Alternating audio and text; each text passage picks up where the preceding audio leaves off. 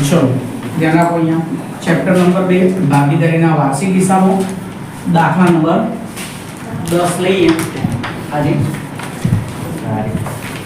લવ અને કુશ એક ભાગીદારી પેઢીના ભાગીદારો છે તેઓ 60% નફો 3:2 ના પ્રમાણમાં અને બાકીનો નફો 2:1 ના પ્રમાણમાં વહેંચે છે 60% નફો 3:2 ના પ્રમાણમાં અને બાકીનો નફો 2:1 ના પ્રમાણમાં વહેંચે છે તો પેઢીના 31/3/2017 ના રોજ કાચા સરવૈયા અને હવાલા પરથી પેઢીનું નફા નુકસાન ખાતું જો અહીંયા લખેલું છે કે નફા નુકસાન ફાળવણી ખાતું ભાગીદારોના ચાલુ ખાતા અને પાકું સરવૈયું બનાવો નફા નુકસાન ફાળવણી ખાતું બનાવવાનું છે એ ઉપરાંત ભાગીદારોના ચાલુ ખાતા અને પાકું સરવૈયું બનાવવાનું છે અહીંયા તમારે નફા નુકસાન ખાતું પણ બનાવવાનું નથી કારણ કે નફા નુકસાન ખાતાનો નફો પણ અહીંયા રકમમાં આપેલો છે બરાબર એટલે આ પણ નથી બનાવવાનું અને આ બી નથી બનાવવાનું ખાલી ફાળવણી ખાતું ભાગીદારોના ચાલુ ખાતા અહીંયા જે મૂડી ખાતા છે એ મૂડી ખાતાની જગ્યાએ આપણે શું કરી દઈશું ચાલુ ખાતા બરાબર નામ છે ભાગીદારનું લવ અને કુશ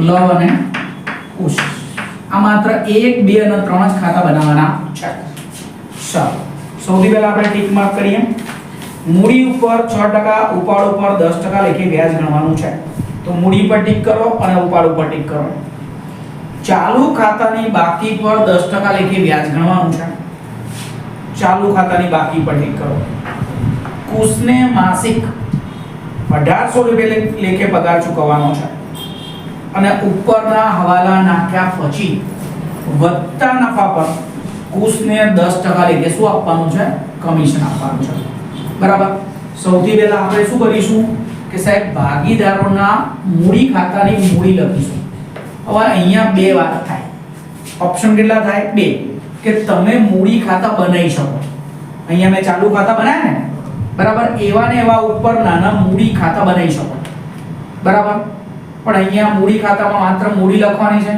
બીજું કંઈ લખવાનું નથી એટલે અત્યારે હાલ પૂરતું આપણે મૂડી ખાતા બનાવીશું નહીં પરીક્ષામાં તમારે મૂડી ખાતા અલગથી બનાવવાના તો એ મૂડી ખાતાની મૂડી આપણે ડાયરેક્ટ અહીંયા લખી દઈએ અત્યારે કોની લવ અને કુશ લવની મૂડી કેટલી છે 1,20,000 અને કુશની 80,000 લવની મૂડી 1,20,000 અને કુશની મૂડી 80,000 બંનેનો સરવાળો કરો તો ટોટલ થશે 2 લાખ બરાબર બાકીનું બધું જ અહીંયા લખાશે ક્યાં ભાગીદારોના ચાલુ ખાતા મૂડી પર વ્યાજ ઉપાડ પર વ્યાજ પગાર બધું જ ચાલુ ખાતામાં લખાશે માત્ર મૂડી અલગ લખવાની હોય એ મૂડી આપણે અહીંયા લખી દીધી હવે અહીંયા આપણે ચાલુ ખાતાની બાકી લખીએ જો મેં તમને પહેલા કીધું હતું કે ચાલુ ખાતાની ઉધાર બાકી પણ હોઈ શકે અને જમા બાકી પણ હોઈ શકે તો અહીંયા તમે જુઓ કે લવની કઈ બાકી છે કે લવની 8,000 જમા બાકી છે અને કુશની 12,000 ઉધાર બાકી છે તો અહીંયા લખી પહેલા બાકી આગળ લાવ્યા લવની કેટલી બાકી છે જમા બાકી 8,000 ચાલુ ખાતાની બાકી જોવાની છે અને કુશની ઉધાર બાકી છે બાકી આગળ લાવ્યા કુશની ઉધાર બાકી કેટલી છે 12,000 જમા બાકી જોવાનું જમા બાજુ ઉધાર બાકી લખવાની ઉધાર બાજુ ઠીક ચલો હવે આવી જઈએ હવાલા ઉપર એ ઉપરાંત એક ઉપાડ બી છે 40,000 ને 12,000 તો ઉપાડ લખી કાઢો અહીંયા ચાલુ ખાતામાં લવનો ઉપાડ છે 40,000 કુશનો 12,000 લવનો ઉપાડ છે 40,000 કુશનો ઉપાડ છે 12,000 હવે ગણવાનું છે મૂડી પર 6% લેખે વ્યાજ મૂડી કેટલી છે લવની 1,20,000 એના કરો 6% 7200 તો મૂડી પર વ્યાજ લખાશે ચાલુ ખાતાની જમા બાજુ મૂડી પર વ્યાજ લવના ખાનામાં 7200 કુશની મૂડી કેટલી છે 80,000 એના કરો 6%, 4800 એ પણ લખાશે અહીંયા ભાગીદારોના મૂડી ખાતામાં જમા બાજુ. એની બીજી અસર આવશે નફા નુકસાન ફાળવણી ખાતાની ઉધાર બાજુ. મૂડી પર વ્યાજ લવ અને કુશ. લવના છે 7200, કુશના છે 4800, ટોટલ થશે 12000. ટોટલ થશે 12000. બરાબર. ચલો મૂડી પર વ્યાજ ગણાઈ ગયું, એની અસર બી અપાઈ ગઈ. હવે ગણવાનું છે ઉપાડ ઉપર વ્યાજ. ઉપાડ ઉપર કેટલું વ્યાજ ગણવાનું? 10%. તો ઉપાડ ઉપર વ્યાજ, ઉપાડનું વ્યાજ ઉપાડમાં જ પ્લસ થાય માટે ઉપાડ લખ્યો છે એ બાજુ તો શું લખાશે? ઉપાડનું વ્યાજ. ઉપાડ કેટલો છે? 40,000. એના 10% કરો 4000. તો ઉપાડનું વ્યાજ અહીંયા લખાશે 4000. અહીંયા કેટલા છે? 12000. 12000 ના 10% 1200. રાઈટ. મૂડીનું વ્યાજ એ પેઢી માટે શું કહેવાય? ખર્ચ. માટે ફાળવણી ખાતાની ઉધાર બાજુ અને ભાગીદારના મૂડી ખાતામાં જમા બાજુ. ઉપાડ ઉપર વ્યાજ એ ભાગીદાર માટે શું કહેવાય? ખર્ચો. અને પેઢી માટે શું કહેવાય? આવક અથવા નફો. માટે એ લખાશે અહીંયા ઉપાડ પર વ્યાજ લવ અને કુશ. આ છે 4000 અને આ છે 1200. ટોટલ ત્યાં 5200. કમ્પ્લીટ. કોઈને ના સમજાય તરત પૂછી લેજો. બરાબર. મૂડી પર વ્યાજ આ બાજુ, ઉપાડ ઉપર વ્યાજ આ બાજુ.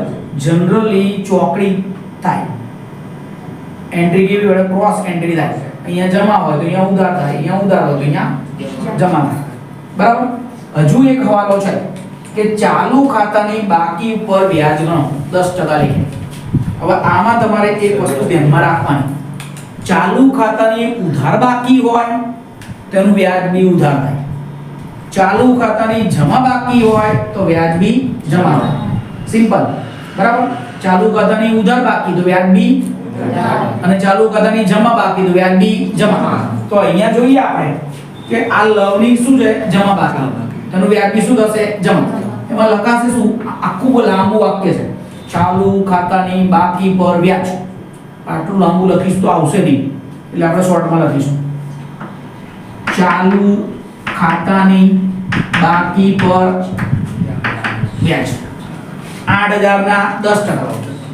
કેટલા? 800. આની ક્રોસ એન્ટ્રી આપી દેવાની, એ અહીંયા આવશે. ચાલુ ખાતાની બાકી પર વ્યાજ કૌંસમાં લખીએ આપણે શું? લવ 800. ખબર પડી? આની કઈ બાકી છે? ઉધાર. કેટલા છે? 12000. એની ઉધાર થશે તો અહીંયા લખીશું ચાલુ ખાતાની બાકી પર વ્યાજ કેટલું? 1200. એની બી ક્રોસ એન્ટ્રી આપવી પડશે. ચાલુ ખાતાની બાકી પર વ્યાજ. અહીંયા લખશું આપણે કુશ, અહીંયા લખશું આપણે 1200. બરાબર. ચલો હવે લખીએ આપણે, આગળ વધીએ તો નફા નુકસાન ખાતાનો નફો આપેલો છે. કેવી રીતે ખબર પડી? એની જમા બાકી આપી છે. નફા નુકસાન ખાતાની જમા બાકી મતલબ નફો. કયો નફો? ચોખ્ખો નફો. અને નફા નુકસાન ખાતાની ઉધાર બાકી મતલબ ચોખ્ખી ખોટ. તો અહીંયા આપે છે ચોખ્ખો નફો. કેટલો છે? 80000. તો એ લખશું આપણે અહીંયા નફા નુકસાન ફાળવણી ખાતામાં જમા બાજુ. શું કરીએ છીએ આપણે? આ વેપાર ખાતામાંથી જે નફો મળે એને કહેવાય કાચો નફો. એ કાચો નફો ક્યાં લખીએ છીએ? અહીંયા નફા નુકસાન ખાતામાં. નફા નુકસાન ખાતામાંથી જે નફો મળે એને શું કહેવાય? ચોખ્ખો નફો. એ ક્યાં લખીએ છીએ? નફા નુકસાન ફાળવણી ખાતામાં. આ દાખલામાં આપણે આ બે ખાના બનાવવાના નથી, તેની ડાયરેક્ટ ચોખ્ખો નફો આપણને આપેલો છે, અહીંયા લખી દઈએ. બરાબર. 80000. સ્ટોક 31/3/2017. હવે આ સ્ટોક એટલે કયો સ્ટોક કહેવાય? આખર સ્ટોક. અને જ્યારે પણ કાચા સરવૈયામાં આખર સ્ટોક આપ્યો હોય એની એક જ અસર આવે. ક્યાં આવે? કાચા સરવૈયામાં મિલકત લેણા બાજુ. માટે અહીંયા લખાશે આખર સ્ટોક કેટલો છે 3200 72,000 તો અહીંયા લખીશું આપણે 72,000 ચલો એના પછી અગાઉથી ચૂકવેલું વીમા પ્રીમિયમ 3200 અગાઉથી ચૂકવેલું વીમા પ્રીમિયમ આપણે એડવાન્સમાં પૈસા આપ્યા છે તો હજુ એનો લાભ લેવાનો બાકી છે મતલબ એ આપણું લેણું કહેવાય માટે લખાય અગાઉથી ચૂકવેલ વીમા પ્રીમિયમ 3200 પછી મકાન 80000 સોરી 1,60,000 એ મકાન આપણી મિલકત કહેવાય મકાન 1,60,000 એના ઉપર કોઈ હવાલો નથી એટલે ડાયરેક્ટ બહાર લખી દઈએ દેવાદારો અને લેણદારો એના પર બી કોઈ હવાલો નથી દેવાદારો લખાશે અહીંયા દેવાદારો છે 80000 માં લેણદારો કેટલાના છે 28,000 પછી જે રોકડ અને બેંકની બાકી બરાબર બોલો તો રોકડ અને બેંકની બાકીમાંથી કઈ રોકડની બાકી છે કઈ બેંકની બાકી છે કોણ મને કહેશે અહીંયા બંને આપેલી છે રોકડ અને બેંકની બાકી ઉધાર બાકી આપ્યા છે 4800 અને જમા બાકી આપી છે 20,000 તો આમાંથી રોકડની બાકી કઈ છે અને બેંકની બાકી કઈ છે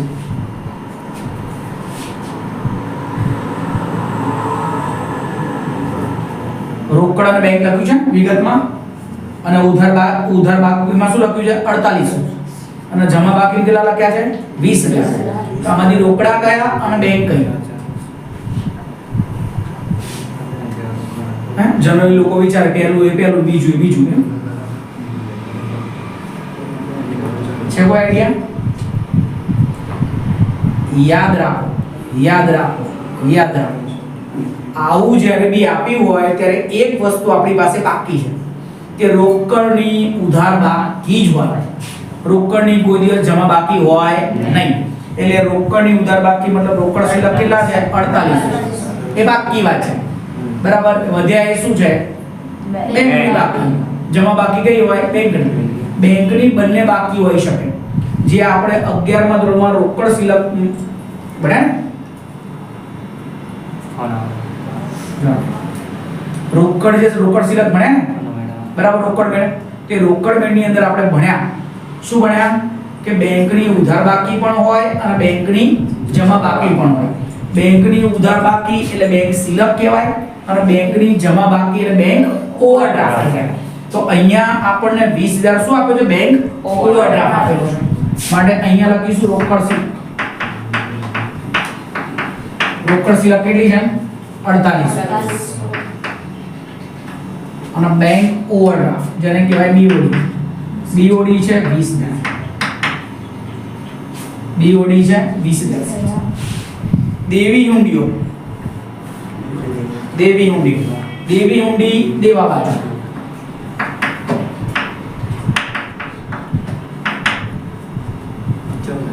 કેટલા 14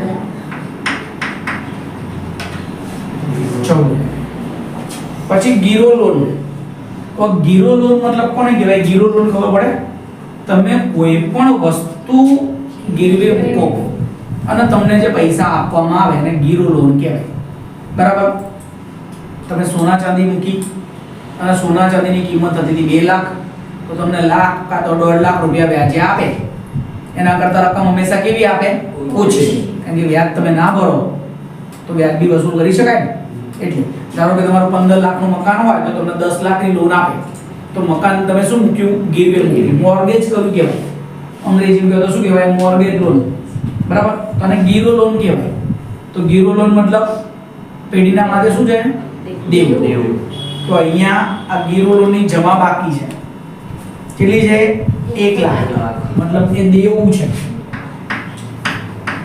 ગીરો લોન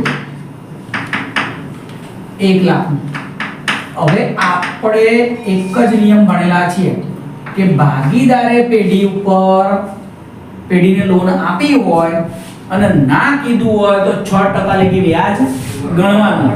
ઘણા બધા વિદ્યાર્થી ડાયા થાય છે, બરાબર. અહીંયા ક્યાંય તમને લખ્યું છે કે લોનનું વ્યાજ ગણવાનું 6%, 8%, તો એ લોન જુએ એટલે 6% ગણીને આવતા રહે. એવું નહીં કરવાનું. સમજ પડે છે?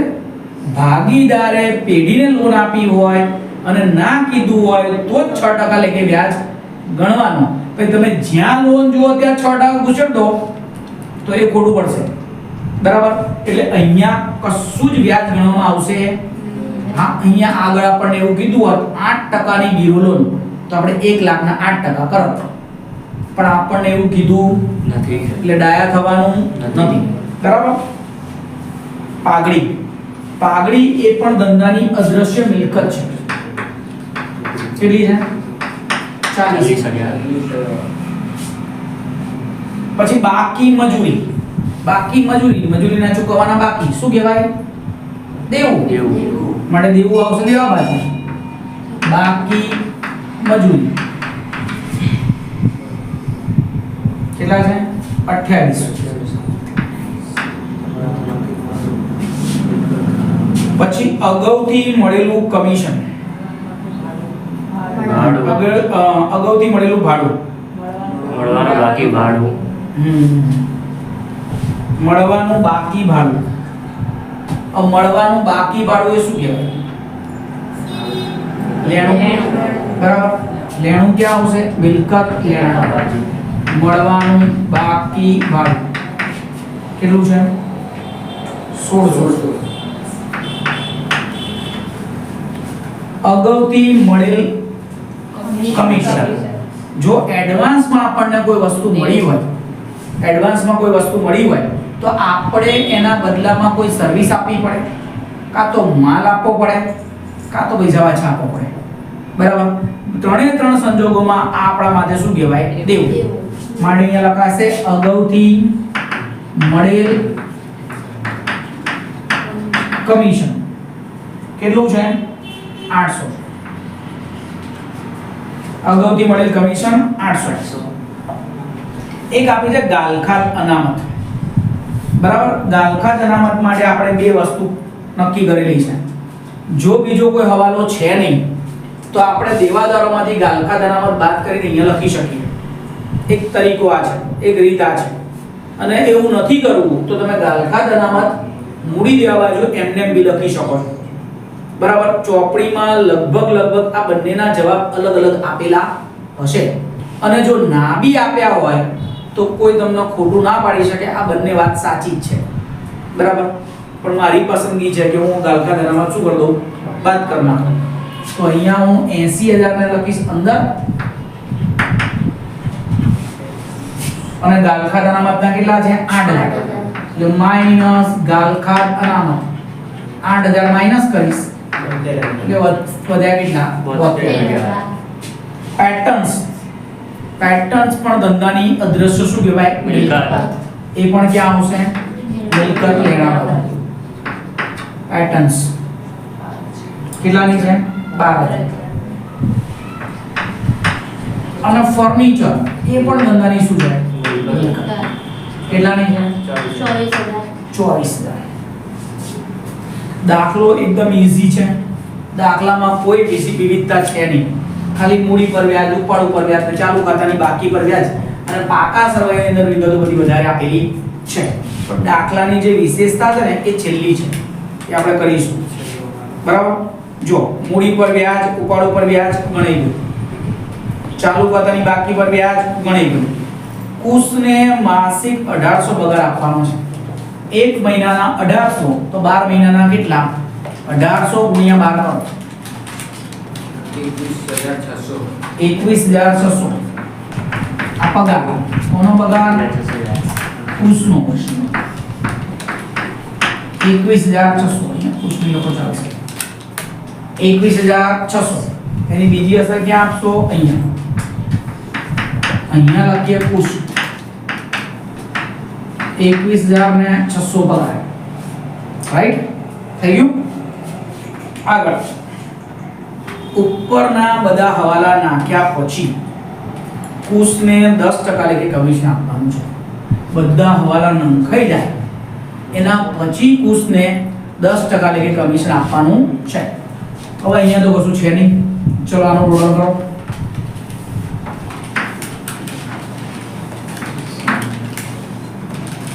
એસી હજાર, 5200, 400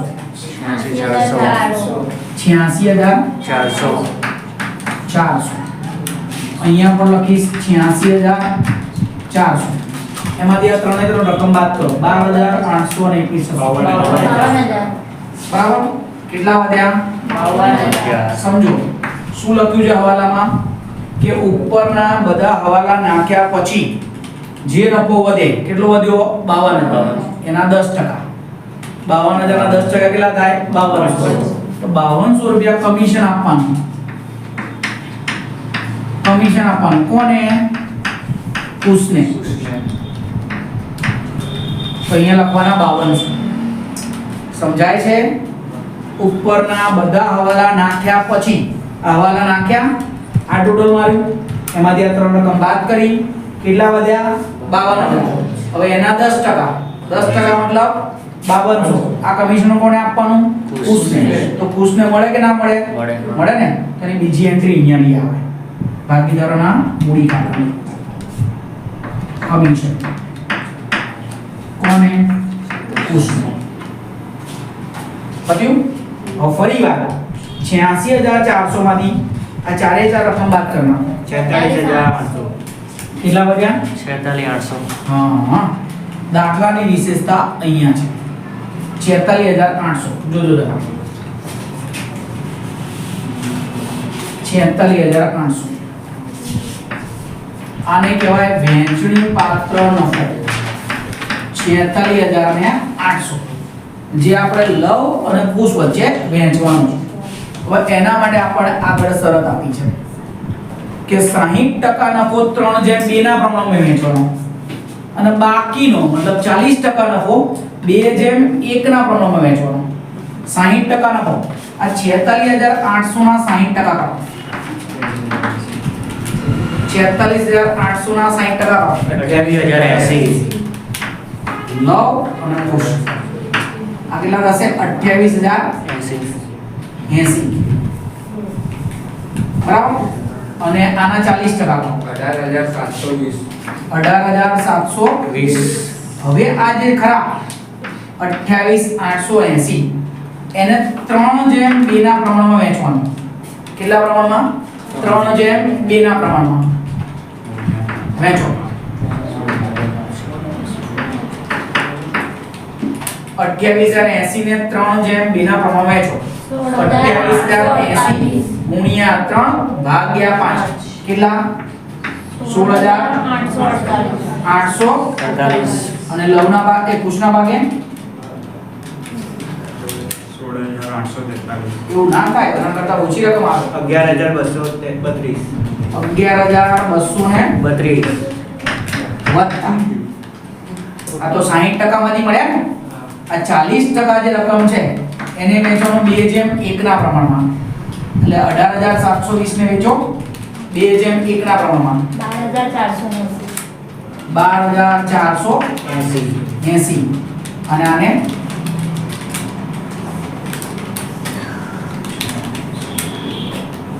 6240. 6240.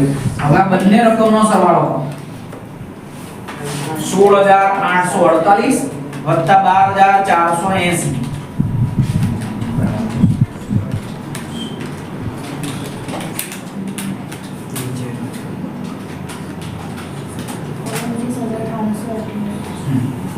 હવે આ આવ્યું વેચણી પાત્ર નફો.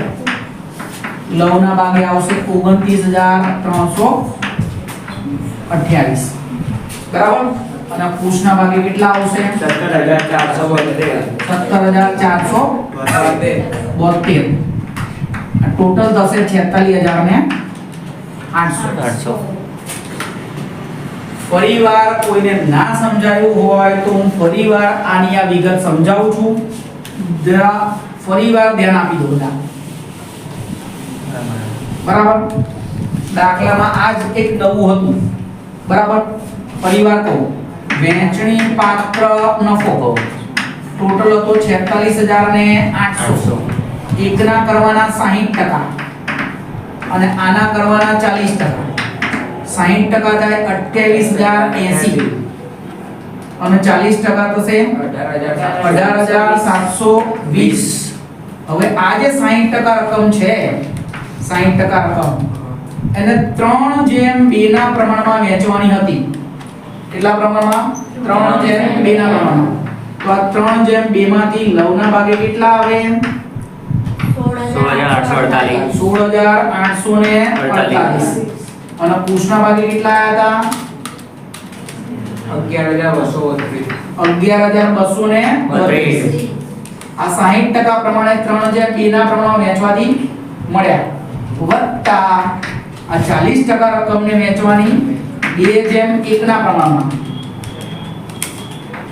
18,720 ગુણ્યા 2 ભાગ્યા 3 12,480 અને 6,240. હવે આ બંનેનો સરવાળો કરો તો 60% પ્રમાણે આટલા મળ્યા 40% પ્રમાણે લવને આટલા મળ્યા. બંનેનો સરવાળો કરો તો રકમ મળી આપણને 29,328 અને આ બંનેનો સરવાળો કરીએ તો રકમ મળી 17,472. તમારે આ ગણતરી પણ નીચે લખવાની છે. ભૂસતો નથી, રહેવા દઉં છું. બરાબર, અહીંયા ટોટલ લખી દો 29,328 અને 17,472. પરીક્ષામાં બી આવી કોઈ ગણતરી આવે તો તમારે દાખલો પત્યા પછી નીચે હેડિંગ મારવાનું ગણતરી. શું હેડિંગ મારવાનું? ગણતરી. અને આવી ગણતરી દર્શાવવાની છે. બરાબર, ઠીક. હવે આ વેચણી પાત્ર નફો ક્યાં જશે? અહીંયા વેચણી પાત્ર નફો 29,328 અને 17,472 બરોબર.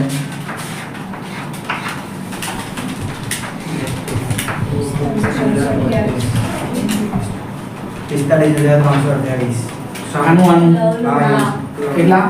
45,328.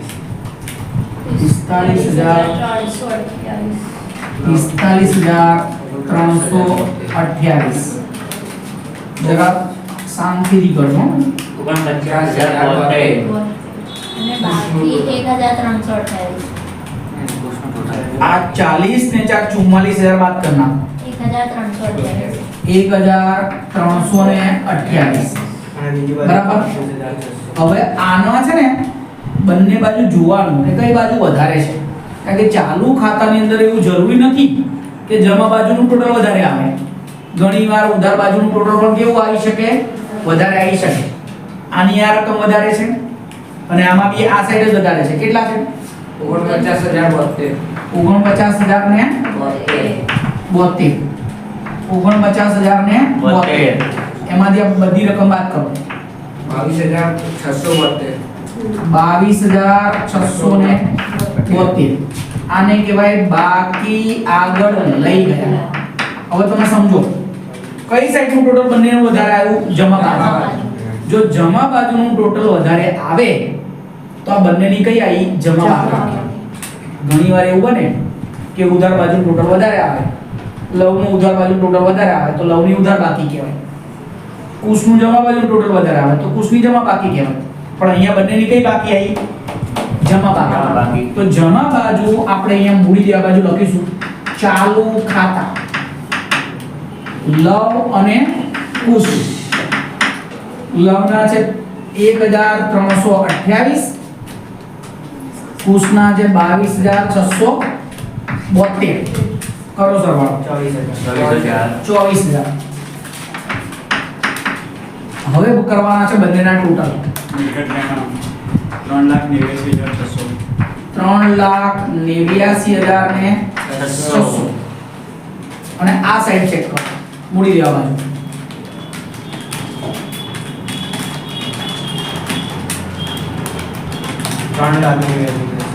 આવી ગયું? બરાબર. આની સાથે તમારો દાખલો અહીંયા શું થઈ ગયો? 3,89,600. બરાબર.